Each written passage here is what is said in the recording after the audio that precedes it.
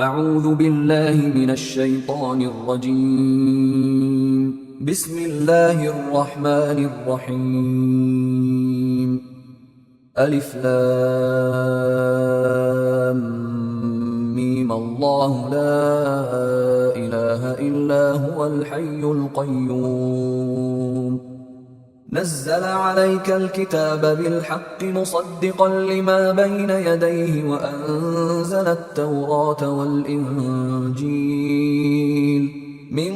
قبل هدى للناس وأنزل الفرقان. إن الذين كفروا بآيات الله لهم عذاب شديد والله عزيز ذو انتقام. إن الله لا يخفى عليه شيء في الأرض ولا في السماء. هو الذي يصوركم في الأرحام كيف يشاء. لا إله إلا هو العزيز الحكيم. هو الذي أنزل عليك الكتاب منه آيات محكمات هن أم الكتاب وأخر متشابهات فأما الذين في قلوبهم زيغ فيتبعون ما تشابه منه ابتغاء الفتنة وابتغاء تأويله وما يعلم تأويله إلا الله. والراسخون في العلم يقولون آمنا به كل من عند ربنا وما يذكر إلا أولو الألباب. ربنا لا تزغ قلوبنا بعد إذ هديتنا وهب لنا من لدنك رحمة إنك أنت الوهاب. ربنا إنك جامع الناس ليوم لا ريب فيه إن الله لا يخلف الميعاد. إن الذين كفروا لن تغني عنهم أموالهم ولا أولادهم من الله شيئا وأولئك هم وقود النار. كدأب آل فرعون والذين من قبلهم كذبوا بآياتنا فأخذهم الله بذنوبهم والله شديد العقاب. قل للذين كفروا ستغلبون وتحشرون إلى جهنم وبئس المهاد. قد كان لكم آية في فئتين التقتا فئة تقاتل في سبيل الله وأخرى كافرة يرونهم مثليهم رأي العين والله يؤيد بنصره من يشاء. إن في ذلك لعبرة لأولي الأبصار. زين للناس حب الشهوات من النساء والبنين والقناطير المقنطرة من الذهب والفضة والخيل المسومة والأنعام والحرث ذلك متاع الحياة الدنيا والله عنده حسن المآب. قل أنبئكم بخير من ذلكم للذين اتقوا عند ربهم جنات تجري من تحتها الأنهار خالدين فيها وأزواج مطهرة ورضوان من الله والله بصير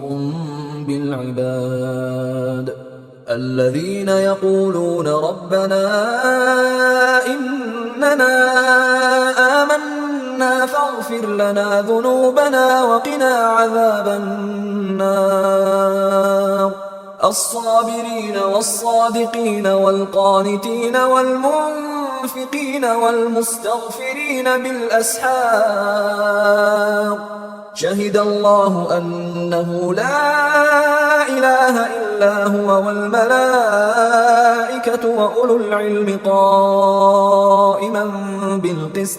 لا إله إلا هو العزيز الحكيم. إن الدين عند الله الإسلام وما اختلف الذين أوتوا الكتاب إلا من بعد ما جاءهم العلم بغيا بينهم ومن يكفر بآيات الله فإن الله سريع الحساب. فإن حاجوك فقل أسلمت وجهي لله ومن اتبعني وقل للذين أوتوا الكتاب والأميين أأسلمتم فإن أسلموا فقد اهتدوا وإن تولوا فإنما عليك البلاغ والله بصير بالعباد. إن الذين يكفرون بآيات الله ويقتلون النبيين بغير حق ويقتلون الذين يأمرون بالقسط من الناس فبشرهم بعذاب أليم. أولئك الذين حبطت أعمالهم في الدنيا والآخرة وما لهم من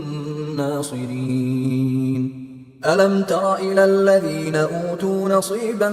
من الكتاب يدعون إلى كتاب الله ليحكم بينهم ثم يتولى فريق منهم وهم معرضون. ذلك بأنهم قالوا لن تمسنا النار إلا أياما معدودات وغرهم في دينهم ما كانوا يفترون. فكيف إذا جمعناهم ليوم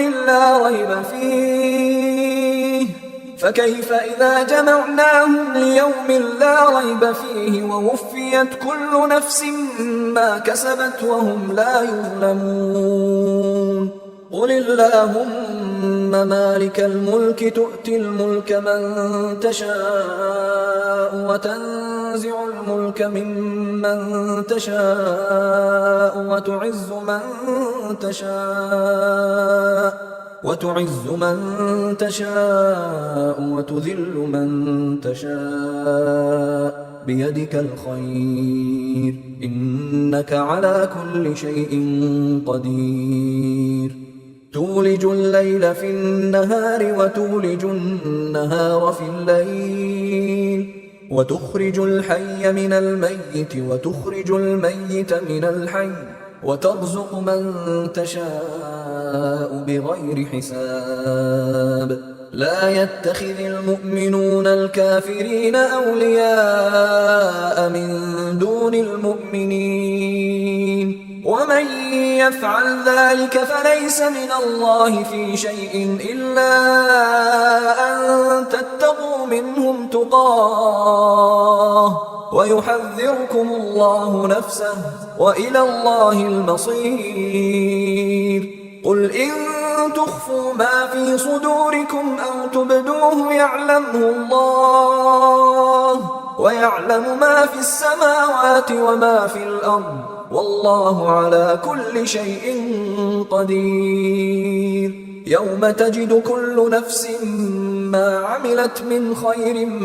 محضرا وما عملت من سوء تود لو أن بينها وبينه أمدا بعيدا ويحذركم الله نفسه والله رؤوف بالعباد. قل إن كنتم تحبون الله فاتبعوني يحببكم الله ويغفر لكم ذنوبكم والله غفور رحيم. قل أطيعوا الله والرسول فإن تولوا فإن الله لا يحب الكافرين. إن الله اصطفى آدم ونوحا وآل إبراهيم وآل عمران على العالمين ذرية بعضها من بعض والله سميع عليم. إذ قالت امرأة عمران رب إني نذرت لك ما في بطني محررا فتقبل مني إنك أنت السميع العليم. فلما وضعتها قالت رب إني وضعتها أنثى والله أعلم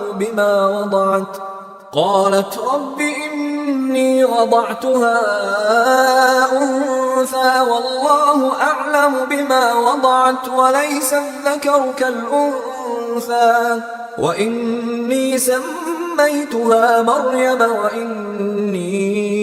أعيذها بك وذريتها من الشيطان الرجيم. فتقبلها ربها بقبول حسن وأنبتها نباتا حسنا وكفلها زكريا كلما دخل عليها زكريا المحراب وجد عندها رزقا قال يا مريم أنى لك هذا؟ قالت هو من عند الله إن الله يرزق من يشاء بغير حساب. هنالك دعا زكريا ربه قال رب هب لي من لدنك ذرية طيبة إنك سميع الدعاء. فنادته الملائكة وهو قائم يصلي في المحراب أن الله يبشرك بيحيى مصدقا بكلمة من الله وسيدا وحصورا ونبيا من الصالحين. قال رب أنى يكون لي غلام وقد بلغني الكبر وامرأتي عاقر؟ قال كذلك الله يفعل ما يشاء. قال رب اجعل لي آية. قال آيتك ألا تكلم الناس 3 أيام إلا رمزا واذكر ربك كثيرا وسبح بالعشي والإبكار. وإذ قالت الملائكة يا مريم إن الله اصطفاك وطهرك واصطفاك على نساء العالمين. يا مريم اقنتي لربك واسجدي واركعي مع الراكعين. ذلك من أنباء الغيب نوحيه إليك وما كنت لديهم إذ يلقون أقلامهم أيهم يكفل مريم وما كنت لديهم إذ يختصمون. إذ قالت الملائكة يا مريم إن الله يبشرك بكلمة منه اسمه المسيح عيسى ابن مريم وجيها في الدنيا والآخرة ومن المقربين ويكلم الناس في المهد وكهلا ومن الصالحين. قالت رب أنى يكون لي ولد ولم يمسسني بشر؟ قال كذلك الله يخلق ما يشاء إذا قضى أمرا فإنما يقول له كن فيكون. ويعلمه الكتاب والحكمة والتوراة والإنجيل ورسولا إلى بني إسرائيل أني قد جئتكم بآية من ربكم أني أخلق لكم من الطين كهيئة الطير فأنفخ فيه فيكون طيرا بإذن الله وأبرئ الأكمه والأبرص وأحيي الموتى بإذن الله وأنبئكم بما تأكلون وما تدخرون في بيوتكم إن في ذلك لآية لكم إن كنتم مؤمنين. ومصدقا لما بين يدي من التوراة ولأحل لكم بعض الذي حرم عليكم وجئتكم بآية من ربكم فاتقوا الله وأطيعون إن الله ربي وربكم فاعبدوه هذا صراط مستقيم فلما أحس عيسى منهم الكفر قال من أنصاري إلى الله قال الحواريون نحن أنصار الله آمنا بالله واشهد بأننا مسلمون ربنا آمنا بما أنزلت واتبعنا الرسول فاكتبنا مع الشاهدين ومكروا ومكر الله والله خير الماكرين إذ قال الله يا عيسى إني متوفيك ورافعك إلي ومطهرك من الذين كفروا وجاعل الذين اتبعوك فوق الذين كفروا إلى يوم القيامة ثم إلي مرجعكم فأحكم بينكم فيما كنتم فيه تختلفون فأما الذين كفروا فأعذبهم عذابا شديدا في الدنيا والآخرة وما لهم من ناصرين وأما الذين آمنوا وعملوا الصالحات فيوفيهم أجورهم والله لا يحب الظالمين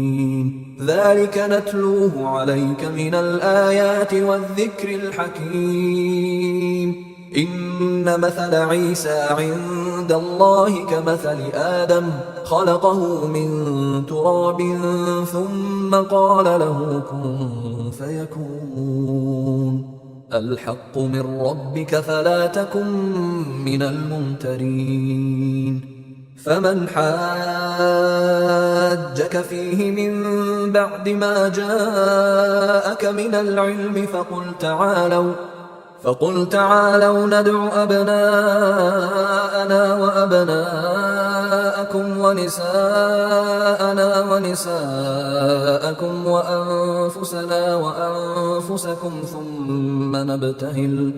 ثم نبتهل فنجعل لعنة الله على الكاذبين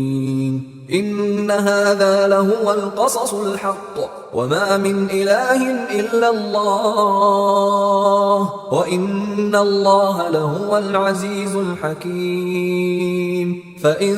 تولوا فإن الله عليم بالمفسدين قل يا أهل الكتاب تعالوا إلى كلمة سواء بيننا وبينكم ألا نعبد إلا الله ولا نشرك به شيئا ولا يتخذ بعضنا بعضا أربابا من دون الله فإن تولوا فقولوا اشهدوا بأننا مسلمون يا أهل الكتاب لم تحاجون في إبراهيم وما أنزلت التوراة والإنجيل إلا من بعده أفلا تعقلون ها أنتم هؤلاء حاججتم فيما لكم به علم فلم تحاجون فيما ليس لكم به علم والله يعلم وأنتم لا تعلمون ما كان إبراهيم يهوديا ولا نصرانيا ولكن كان حنيفا مسلما وما كان من المشركين إن أولى الناس بإبراهيم للذين اتبعوه وهذا النبي والذين آمنوا والله ولي المؤمنين ودت طائفة من أهل الكتاب لو يضلونكم وما يضلون إلا أنفسهم وما يشعرون يا أهل الكتاب لم تكفرون بآيات الله وأنتم تشهدون يا أهل الكتاب لم تلبسون الحق بالباطل وتكتمون الحق وأنتم تعلمون وقالت طائفة من أهل الكتاب آمنوا بالذي أنزل على الذين آمنوا وجه النهار واكفروا آخره لعلهم يرجعون ولا تؤمنوا إلا لمن تبع دينكم قل إن الهدى هدى الله أن يؤتى أحد مثل ما أوتيتم أو يحاجوكم عند ربكم قل إن الفضل بيد الله يؤتيه من يشاء والله واسع عليم يختص برحمته من يشاء والله ذو الفضل العظيم ومن أهل الكتاب من إن تأمنه بقنطار يؤده إليك ومنهم من إن تأمنه بدينار لا يؤده إليك إلا ما دمت عليه قائما ذلك بأنهم قالوا ليس علينا في الأميين سبيل ويقولون على الله الكذب وهم يعلمون بلى من أوفى بعهده واتقى فإن الله يحب المتقين إن الذين يشترون بعهد الله وأيمانهم ثمنا قليلا أولئك لا خلاق لهم في الآخرة ولا يكلمهم الله ولا ينظر إليهم يوم القيامة ولا يزكيهم ولهم عذاب أليم وإن منهم لفريقا يلغون ألسنتهم بالكتاب لتحسبوه من الكتاب وما هو من الكتاب ويقولون هو من عند الله وما هو من عند الله ويقولون على الله الكذب وهم يعلمون ما كان لبشر أن يؤتيه الله الكتاب والحكم والنبوة ثم يقول للناس كونوا عبادا لي من دون الله ولكن كونوا ربانيين بما كنتم تعلمون الكتاب وبما كنتم تدرسون ولا يأمركم أن تتخذوا الملائكة والنبيين أربابا أيأمركم بالكفر بعد إذ أنتم مسلمون وإذ أخذ الله ميثاق النبيين لما آتيتكم من كتاب وحكمة ثم جاءكم رسول مصدق لما معكم لتؤمنن به ولتنصرنه قال أأقررتم وأخذتم على ذلكم إصري قالوا أقررنا قال فاشهدوا وأنا معكم من الشاهدين فمن تولى بعد ذلك فأولئك هم الفاسقون أفغير دين الله يبغون وله أسلم من في السماوات والأرض طوعا وكرها وإليه يرجعون قل آمنا بالله وما أنزل علينا وما أنزل على إبراهيم وإسماعيل وإسحاق ويعقوب والأسباط وما أوتي موسى وعيسى والنبيون من ربهم لا نفرق بين أحد منهم ونحن له مسلمون ومن يبتغ غير الإسلام دينا فلن يقبل منه وهو في الآخرة من الخاسرين كيف يهدي الله قوما كفروا بعد إيمانهم وشهدوا أن الرسول حق وجاءهم البينات والله لا يهدي القوم الظالمين أولئك جزاؤهم أن عليهم لعنة الله والملائكة والناس أجمعين خالدين فيها لا يخفف عنهم العذاب ولا هم ينظرون إلا الذين تابوا من بعد ذلك وأصلحوا فإن الله غفور رحيم إن الذين كفروا بعد إيمانهم ثم ازدادوا كفرا لن تقبل توبتهم وأولئك هم الضالون إن الذين كفروا وماتوا وهم كفار فلن يقبل من أحدهم ملء الأرض ذهبا ولو افتدى به أولئك لهم عذاب أليم وما لهم من ناصرين لن تنالوا البر حتى تنفقوا مما تحبون وما تنفقوا من شيء فإن الله به عليم كل الطعام كان حلا لبني إسرائيل إلا ما حرم إسرائيل على نفسه من قبل أن تنزل التوراة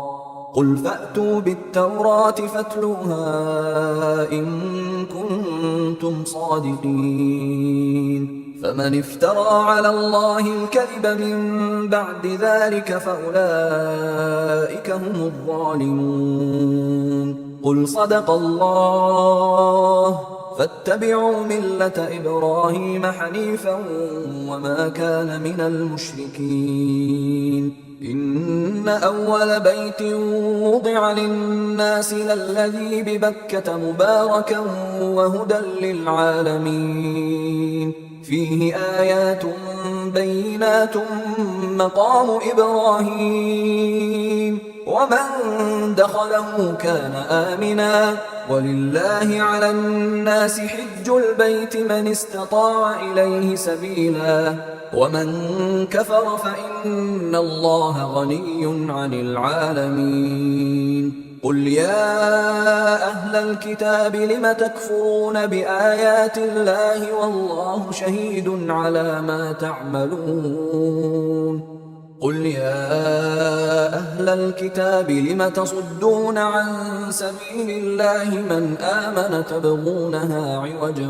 وأنتم شهداء وما الله بغافل عما تعملون يا أيها الذين آمنوا إن تطيعوا فريقا من الذين أوتوا الكتاب يردوكم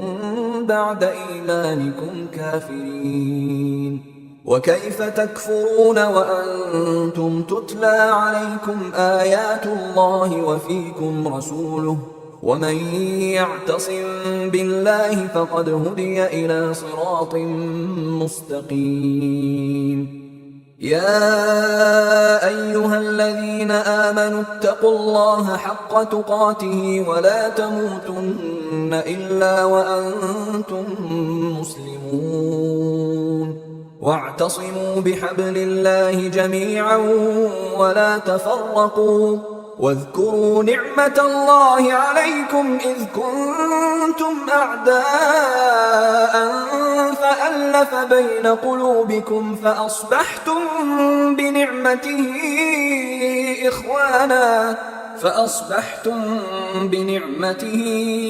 إخوانا وكنتم على شفا حفرة من النار فأنقذكم منها كذلك يبين الله لكم آياته لعلكم تهتدون ولتكن منكم أمة يدعون إلى الخير ويأمرون بالمعروف وينهون عن المنكر وأولئك هم المفلحون ولا تكونوا كالذين تفرقوا واختلفوا من بعد ما جاءهم البينات وأولئك لهم عذاب عظيم يوم تبيض وجوه وتسود وجوه فأما الذين اسودت وجوههم أكفرتم بعد إيمانكم فذوقوا العذاب بما كنتم تكفرون وأما الذين بيضت وجوههم ففي رحمة الله هم فيها خالدون تلك آيات الله نتلوها عليك بالحق وما الله يريد ظلما للعالمين ولله ما في السماوات وما في الأرض وإلى الله ترجع الأمور كنتم خير أمة أخرجت للناس تأمرون بالمعروف وتنهون عن المنكر وتؤمنون بالله ولو آمن أهل الكتاب لكان خيرا لهم منهم المؤمنون وأكثرهم الفاسقون لن يضروكم إلا أذى وإن يقاتلوكم يولوكم الأدبار ثم لا ينصرون ضربت عليهم الذلة أينما ثقفوا إلا بحبل من الله وحبل من الناس وباءوا بغضب من الله وضربت عليهم المسكنة ذلك بأنهم كانوا يكفرون بآيات الله ويقتلون الأنبياء بغير حق ذلك بما عصوا وكانوا يعتدون ليسوا سواء من أهل الكتاب أمة قائمة يتلون آيات الله آناء الليل وهم يسجدون يؤمنون بالله واليوم الآخر ويأمرون بالمعروف وينهون عن المنكر ويسارعون في الخيرات وأولئك من الصالحين وما يفعلوا من خير فلن يكفروه والله عليم بالمتقين إن الذين كفروا لن تغني عنهم أموالهم ولا أولادهم من الله شيئا وأولئك أصحاب النار هم فيها خالدون مثل ما ينفقون في هذه الحياة الدنيا كمثل ريح فيها صر أصابت حرث قوم ظلموا أنفسهم فأهلكته وما ظلمهم الله ولكن أنفسهم يظلمون يا أيها الذين آمنوا لا تتخذوا بطانة من دونكم لا يألونكم خبالا لا يألونكم خبالا ودوا ما عنتم قد بدت البغضاء من أفواههم وما تخفي صدورهم أكبر قد بينا لكم الآيات إن كنتم تعقلون ها أنتم أولئك تحبونهم ولا يحبونكم وتؤمنون بالكتاب كله وإذا لقوكم قالوا آمنا وإذا خلوا عضوا عليكم الأنامل من الغيظ قل موتوا بغيظكم إن الله عليم بذات الصدور إن تمسسكم حسنة تسؤهم وإن تصبكم سيئة يفرحوا بها وإن تصبروا وتتقوا لا يضركم كيدهم شيئا إن الله بما يعملون محيط وإذ غدوت من أهلك تبوئ المؤمنين مقاعد للقتال والله سميع عليم إذ هم الطائفتان منكم أن تفشلا والله وليهما وعلى الله فليتوكل المؤمنون ولقد نصركم الله ببدر وأنتم أذلة فاتقوا الله لعلكم تشكرون إذ تقول للمؤمنين ألن يكفيكم أن يمدكم ربكم ب3,000 من الملائكة منزلين بلى إن تصبروا وتتقوا ويأتوكم من فورهم هذا يمددكم ربكم ب5,000 من الملائكة مسومين وما جعله الله إلا بشرى لكم ولتطمئن قلوبكم به وما النصر إلا من عند الله العزيز الحكيم ليقطع طرفا من الذين كفروا أو يكبتهم فينقلبوا خائبين ليس لك من الأمر شيء أو يتوب عليهم أو يعذبهم فإنهم ظالمون ولله ما في السماوات وما في الأرض يغفر لمن يشاء ويعذب من يشاء والله غفور رحيم يا أيها الذين آمنوا لا تأكلوا الربا أضعافا مضاعفة واتقوا الله لعلكم تفلحون واتقوا النار التي أعدت للكافرين وأطيعوا الله والرسول لعلكم ترحمون وسارعوا إلى مغفرة من ربكم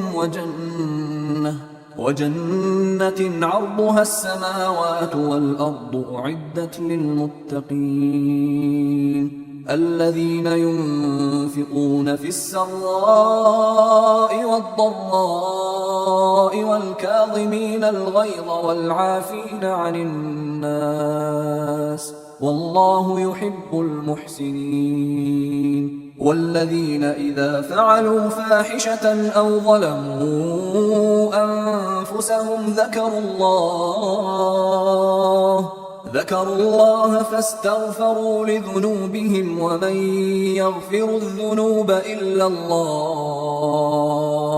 فاستغفروا لذنوبهم ومن يغفر الذنوب إلا الله ولم يصروا على ما فعلوا وهم يعلمون أولئك جزاؤهم مغفرة من ربهم وجنات تجري من تحتها الأنهار خالدين فيها ونعم أجر العاملين قد خلت من قبلكم سنن فسيروا في الأرض فانظروا كيف كان عاقبة المكذبين. هذا بيان للناس وهدى وموعظة للمتقين. ولا تهنوا ولا تحزنوا وأنتم الأعلون إن كنتم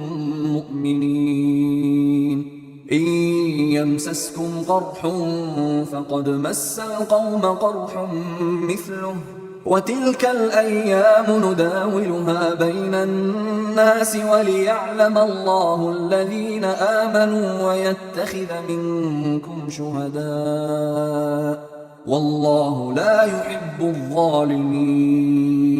وليمحص الله الذين آمنوا ويمحق الكافرين. أم حسبتم أن تدخلوا الجنة ولما يعلم الله الذين جاهدوا منكم ويعلم الصابرين. ولقد كنتم تمنون الموت من قبل أن تلقوه فقد رأيتموه وأنتم تنظرون. وما محمد إلا رسول قد خلت من قبله الرسل أفإن مات أو قتل انقلبتم على أعقابكم ومن ينقلب على عقبيه فلن يضر الله شيئا وسيجزي الله الشاكرين. وما كان لنفس أن تموت إلا بإذن الله كتابا مؤجلا ومن يرد ثواب الدنيا نؤته منها ومن يرد ثواب الآخرة نؤته منها وسنجزي الشاكرين. وكأي من نبي قاتل معه ربيون كثير فما وهنوا لما أصابهم في سبيل الله وما ضعفوا وما استكانوا والله يحب الصابرين. وما كان قولهم إلا أن قالوا ربنا اغفر لنا ذنوبنا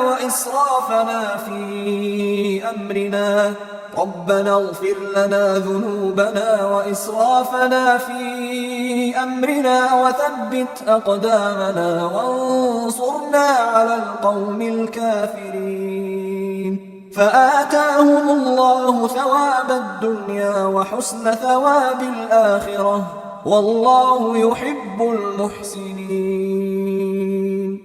يا أيها الذين آمنوا إن تطيعوا الذين كفروا يردوكم على أعقابكم فتنقلبوا خاسرين. بل الله مولاكم وهو خير الناصرين. سنلقي في قلوب الذين كفروا الرعب بما أشركوا بالله ما لم ينزل به سلطانا ومأواهم النار وبئس مثوى الظالمين. ولقد صدقكم الله وعده إذ تحسونهم بإذنه حتى إذا فشلتم وتنازعتم في الأمر وعصيتم من بعد ما أراكم ما تحبون منكم من يريد الدنيا ومنكم من يريد الآخرة ثم صرفكم عنهم ليبتليكم ولقد عفا عنكم والله ذو فضل على المؤمنين. إذ تصعدون ولا تلوون على أحد والرسول يدعوكم في أخراكم فأثابكم غما بغم لكي لكي لا تحزنوا على ما فاتكم ولا ما أصابكم والله خبير بما تعملون ثم أنزل عليكم من بعد الغم أمنة نعاسا يغشى طائفة منكم وطائفة قد أهمتهم أنفسهم يظنون بالله غير الحق ظن الجاهلية يقولون هل لنا من الأمر من شيء قل إن الأمر كله لله يخفون في أنفسهم ما لا يبدون لك يقولون لو كان لنا من الأمر شيء ما قتلنا هاهنا قل لو كنتم في بيوتكم لبرز الذين كتب عليهم القتل إلى مضاجعهم وليبتلي الله ما في صدوركم وليمحص ما في قلوبكم والله عليم بذات الصدور إن الذين تولوا منكم يوم التقى الجمعان إنما استزلهم الشيطان ببعض ما كسبوا ولقد عفى الله عنهم إن الله غفور حليم يا أيها الذين آمنوا لا تكونوا كالذين كفروا وقالوا لإخوانهم إذا ضربوا في الأرض أو كانوا غزا لو كانوا عندنا ما ماتوا وما قتلوا ليجعل الله ذلك حسرة في قلوبهم والله يحيي ويميت والله بما تعملون بصير ولئن قتلتم في سبيل الله أو متم لمغفرة من الله ورحمة خير مما يجمعون ولئن متم أو قتلتم لإلى الله تحشرون فبما رحمة من الله لنت لهم ولو كنت فظا غليظ القلب لانفضوا من حولك فاعف عنهم واستغفر لهم وشاورهم في الأمر فإذا عزمت فتوكل على الله إن الله يحب المتوكلين إن ينصركم الله فلا غالب لكم وإن يخذلكم فمن ذا الذي ينصركم من بعده وعلى الله فليتوكل المؤمنون وما كان لنبي أن يغل ومن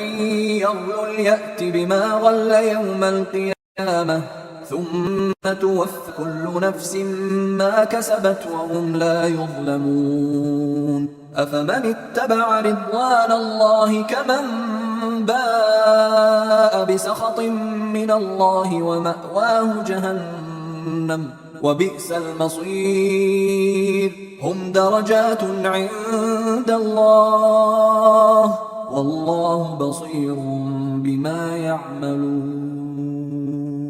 لقد من الله على المؤمنين إذ بعث فيهم رسولا من أنفسهم يتلو عليهم آياته ويزكيهم ويعلمهم الكتاب والحكمة وإن كانوا من قبل لفي ضلال مبين أولما أصابتكم مصيبة قد أصبتم مثليها قلتم أنى هذا قل هو من عند أنفسكم إن الله على كل شيء قدير وما أصابكم يوم التقى الجمعان فبإذن الله وليعلم المؤمنين وليعلم الذين نافقوا وقيل لهم تعالوا قاتلوا في سبيل الله أو ادفعوا قالوا لو نعلم قتالا لاتبعناكم هم للكفر يومئذ أقرب منهم للإيمان يقولون بأفواههم ما ليس في قلوبهم والله أعلم بما يكتمون الذين قالوا لإخوانهم وقعدوا لو أطاعونا ما قتلوا قل فادرءوا عن أنفسكم الموت إن كنتم صادقين ولا تحسبن الذين قتلوا في سبيل الله أمواتا بل أحياء عند ربهم يرزقون فرحين بما آتاهم الله من فضله ويستبشرون بالذين لم يلحقوا بهم من خلفهم ألا خوف عليهم ولا هم يحزنون يستبشرون بنعمة من الله وفضل وأن الله لا يضيع أجر المؤمنين الذين استجابوا لله والرسول من بعد ما أصابهم القرح للذين أحسنوا منهم واتقوا أجر عظيم الذين قال لهم الناس إن الناس قد جمعوا لكم فاخشوهم فزادهم إيمانا وقالوا حسبنا الله ونعم الوكيل فانقلبوا بنعمة من الله وفضل لم يمسسهم سوء واتبعوا رضوان الله والله ذو فضل عظيم إنما ذلكم الشيطان يخوف أولياءه فلا تخافوهم وخافون إن كنتم مؤمنين ولا يحزنك الذين يسارعون في الكفر إنهم لن يضروا الله شيئا يريد الله ألا يجعل لهم حظا في الآخرة ولهم عذاب عظيم إن الذين اشتروا الكفر بالإيمان لن يضروا الله شيئا ولهم عذاب أليم ولا يحسبن الذين كفروا أنما نملي لهم خير لأنفسهم إنما نملي لهم ليزدادوا إثما ولهم عذاب مهين ما كان الله ليذر المؤمنين على ما أنتم عليه حتى يميز الخبيث من الطيب وما كان الله ليطلعكم على الغيب ولكن الله يجتبي من رسله من يشاء فآمنوا بالله ورسله وإن تؤمنوا وتتقوا فلكم أجر عظيم ولا يحسبن الذين يبخلون بما آتاهم الله من فضله هو خيرا لهم بل هو شر لهم سيطوقون ما بخلوا به يوم القيامة ولله ميراث السماوات والأرض والله بما تعملون خبير لقد سمع الله قول الذين قالوا إن الله فقير ونحن أغنياء سنكتب ما قالوا وقتلهم الأنبياء بغير حق ونقول ذوقوا عذاب الحريق ذلك بما قدمت أيديكم وأن الله ليس بظلام للعبيد الذين قالوا إن الله عهد إلينا ألا نؤمن لرسول حتى يأتينا بقربان تأكله النار قل قد جاءكم رسل من قبلي بالبينات وبالذي قلتم فلم قتلتموهم إن كنتم صادقين فإن كذبوك فقد كذب رسل من قبلك جاءوا بالبينات والزبر والكتاب المنير كل نفس ذائقة الموت وإنما توفون أجوركم يوم القيامة فمن زحزح عن النار وأدخل الجنة فقد فاز وما الحياة الدنيا إلا متاع الغرور لتبلون في أموالكم وأنفسكم ولتسمعن من الذين أوتوا الكتاب من قبلكم ومن الذين أشركوا أذى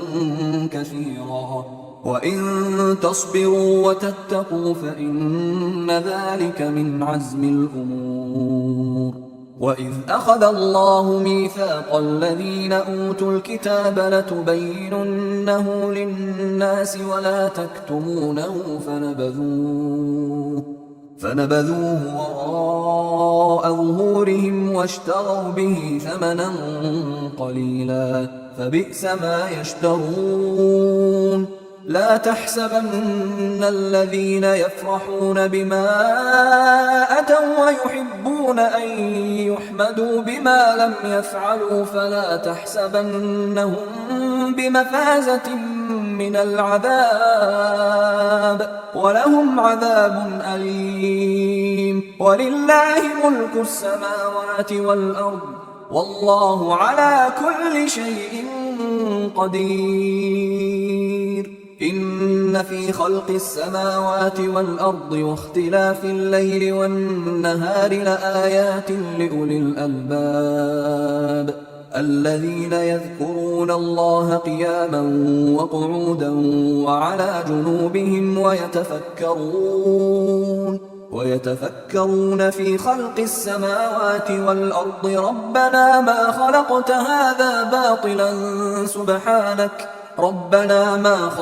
هذا باطلا سبحانك فقنا عذاب النار ربنا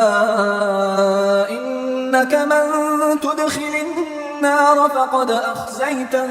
وما للظالمين من أنصار ربنا إننا سمعنا مناديا ينادي للإيمان أن آمنوا بربكم فآمنا ربنا فاغفر لنا ذنوبنا وكفر عنا سيئاتنا وتوفنا مع الأبرار ربنا وآتنا ما وعدتنا على رسلك ولا تخزنا يوم القيامة إنك لا تخلف الميعاد فاستجاب لهم ربهم أني لا أضيع عمل عامل منكم من ذكر أو أنثى بعضكم من بعض فالذين هاجروا وأخرجوا من ديارهم وأوذوا في سبيلي وقاتلوا وقتلوا لأكفرن عنهم سيئاتهم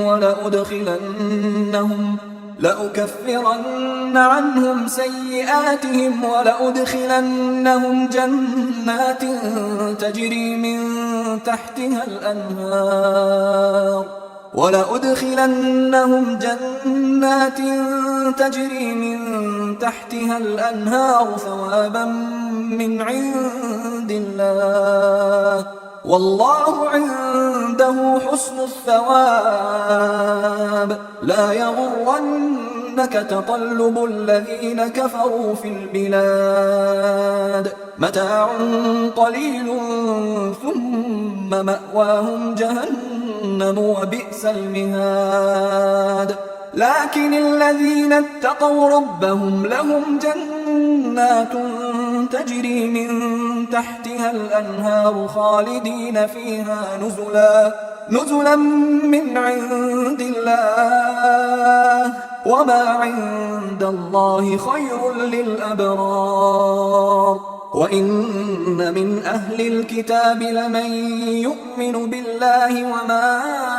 أنزل إليكم وما أنزل إليهم